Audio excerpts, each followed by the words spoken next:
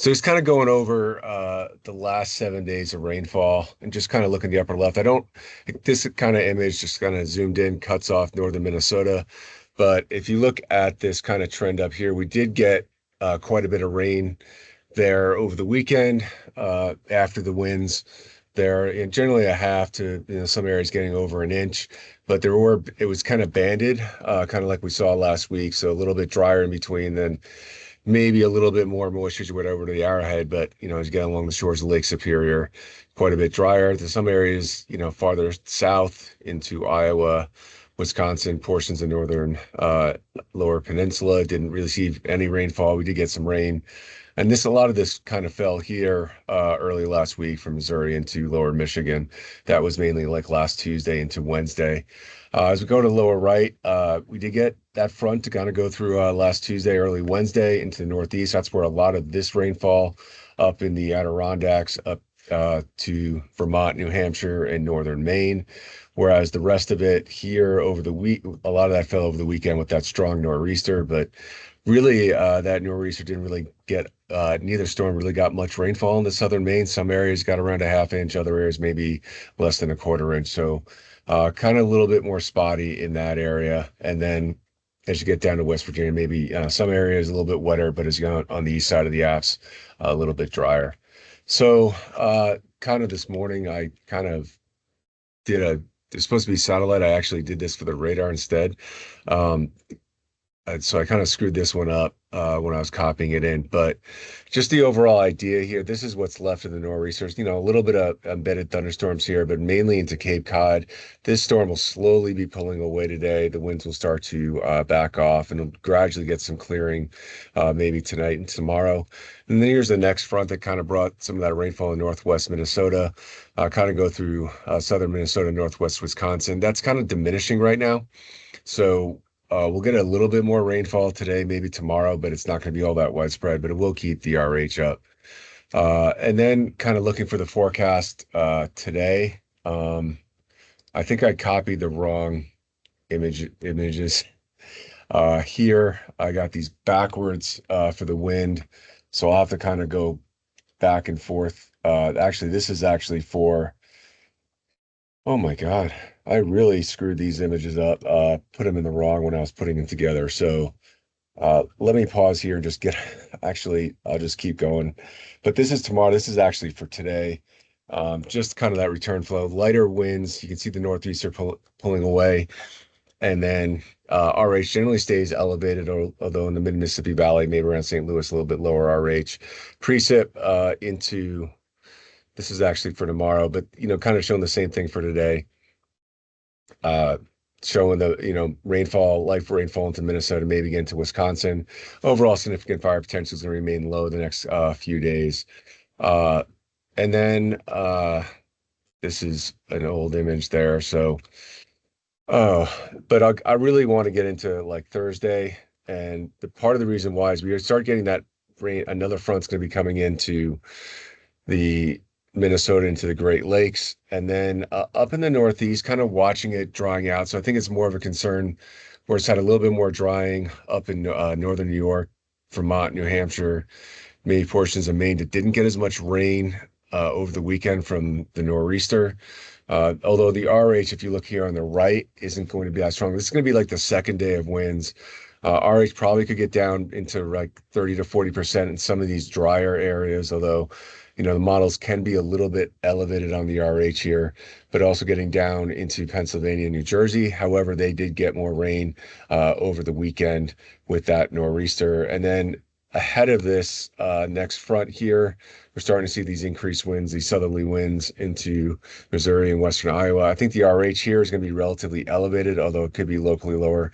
Probably looking Missouri being a little bit more of that RH wind where it's been a little bit less rainfall, but fuels are still curing there. And overall potential is going to remain relatively low, but just kind of highlighting those areas.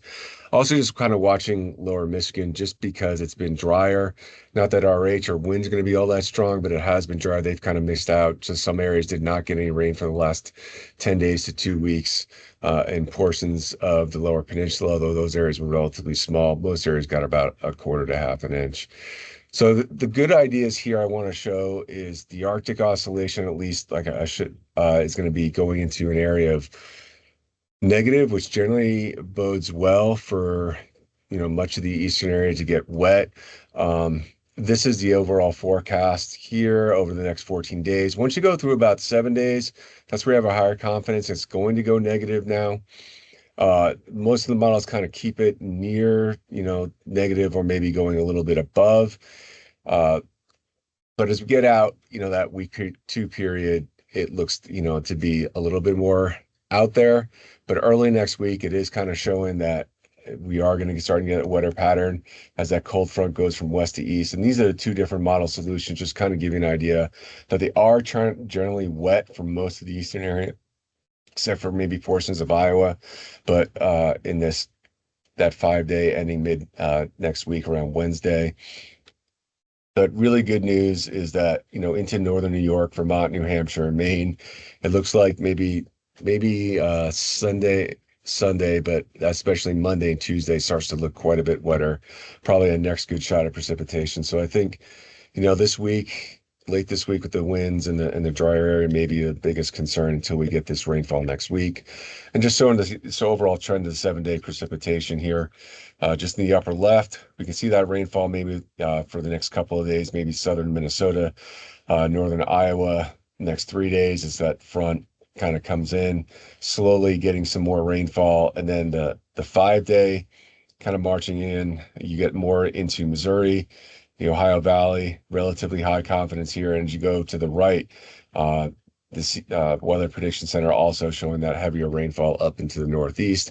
Probably the areas that are going to be driest are going to be in the mid-Atlantic, but given the recent rainfall, probably not as big of a concern as it could have been if they remained drier. The nor'easter really helped, especially in New Jersey, although the coastal flooding probably didn't help due to all those strong northeast winds.